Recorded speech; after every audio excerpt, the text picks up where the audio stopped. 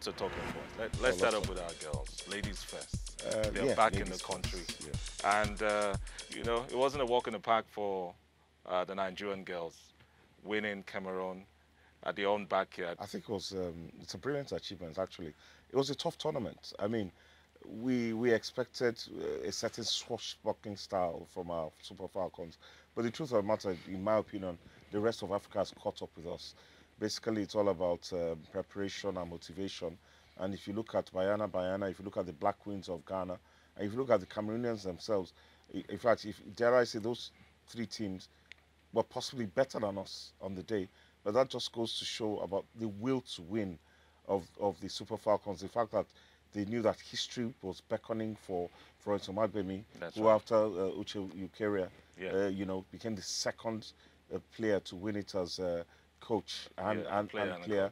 I think she won it 4 times as a player as well. Yeah, and she's actually the first captain to win it. The first captain, as you know, player and coach. As player and coach. So it's a fantastic achievement. And as I've often said on different platforms, the Super Falcons were in a no-win situation. I won't say lose-lose, but no-win, because we're expected to win it.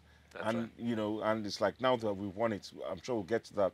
It's like the reaction of the powers that be. And if we didn't somehow, win it, and if we didn't win them, it would have been huge condemnation. You know, imagine that. You know, imagine that, because throughout the tournament we're looking at them and say, oh, they didn't really lift their game. They didn't really blow away the opposition, except for the likes of Mali and Kenya. And hey, right. Those teams were just hastily put together. But kudos to them, because the game against South Africa and the game against Ghana took a lot out of those girls. That's you true. know, because a lot of people are actually thinking the Cameroonians, especially Assisat.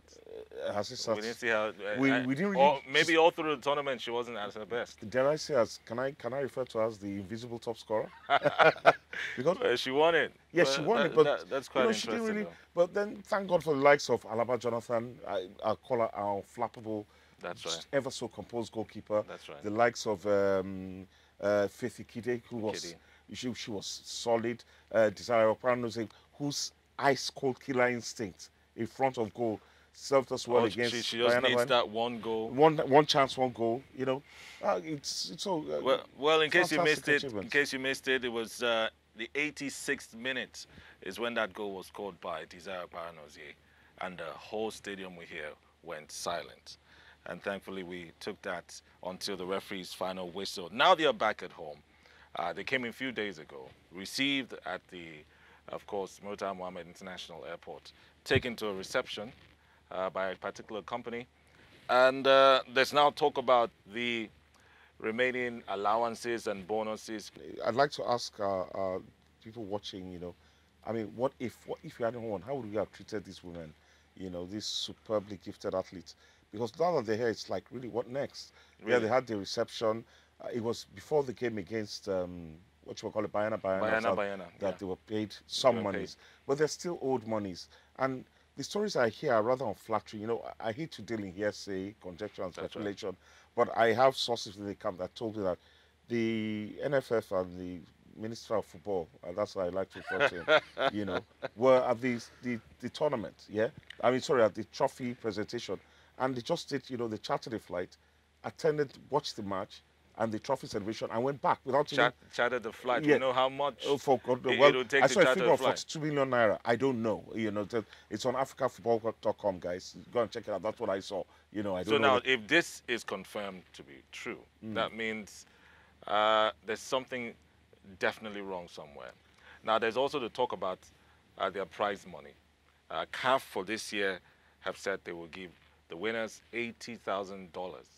As against, we know a new sponsorship came into the CAF with the women's tournament this year. In fact, we were supposed to be paid $200,000. But CAF have come out to say the next edition in Ghana, that's when they'll start $200,000 for the ladies. So $80,000. Let's say about 35 million naira. We're also hearing that the NFF might use that to offset these allowances when they are paid. But for now, a source in the NFF says they haven't been paid that money. So it just goes back to your question. What if they did not win? What if we didn't get this $80,000? Let me answer the question. In fact, I can answer it. If they hadn't won, they'd probably still be in Cameroon right now. They would have probably told to find their way. Because we have to remember, you see, the magnitude of our victory, people really need to understand.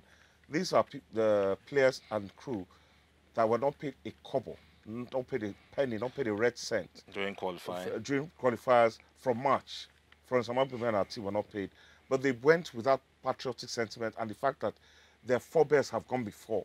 You know, they've set the bar so high and they thought so anything less than winning that trophy would have been a disaster for Nigeria.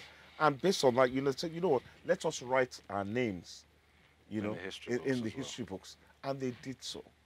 They did so. And, you know, now this issue of whether they're going to use, first things first, CAF, shame on you, CAF. Shame on you. You know, how can you pay, the men are getting $4 million. That's is right. what they're going to get. You pay the champions $80,000. $80,000. It's $800,000 or something ridiculous like that. $80,000. Shame on CAF, and you see that trickles down. So now, whether it's $80,000, whether it's $200,000, is it based on that the Nigerian Football Federation will sort out these girls? Well, bottom line, the girls have gone. They've seen. They've conquered. They've made Nigeria proud. It's time to give back to them. Let's hope that the NFF, in their upcoming annual general meeting, will be able to talk to themselves to do something very good for our ladies.